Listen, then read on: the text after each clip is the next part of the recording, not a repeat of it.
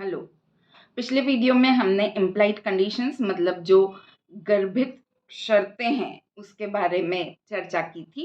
आज हम implied warranties की चर्चा करेंगे। वारंटी का मतलब है those stipulations which are collateral to the main contract.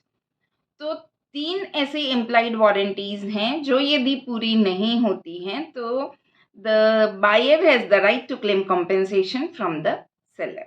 The buyer has the right to claim damages from the seller. So first is what implied warranty is to quiet possession.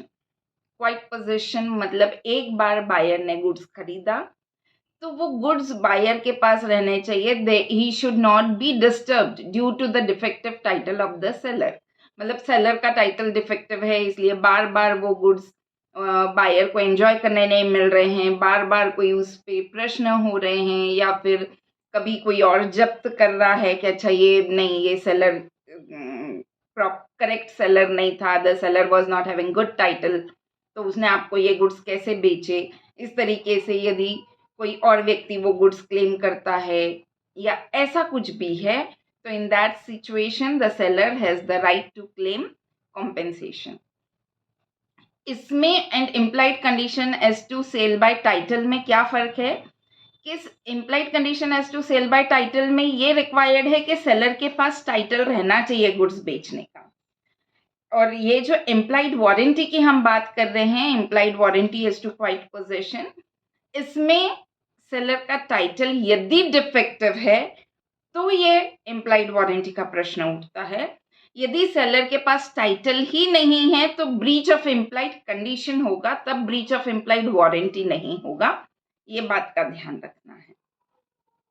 दूसरा implied warranty is freedom from encumbrances. मतलब जो goods buyer ने खरीदे हैं उसके ऊपर अब कुछ और अमाउंट आउटस्टैंडिंग है, मतलब सेलर ने वो गुड्स पे कोई लोन लिया था, कुछ कर्ज लिया था या वो गुड्स प्लेज किए थे और फिर किसी तरीके से लाके और बेचे गए हैं, तो अब उस पर कुछ अमाउंट आउटस्टैंडिंग है. ऐसा नहीं रहना चाहिए. और यदि आउटस्टैंडिंग है तो वो प्राइस कम करके बायर को दिया हुआ है और बायर को बताया गया है कि ये आपको पे करना है, तो the things are different. But यदि ये चीज बायर को बताई नहीं गई है and there are some dues on those goods, तो there it is breach of implied warranty as to freedom from encumbrances. And third implied warranty is disclosure of dangerous nature of goods.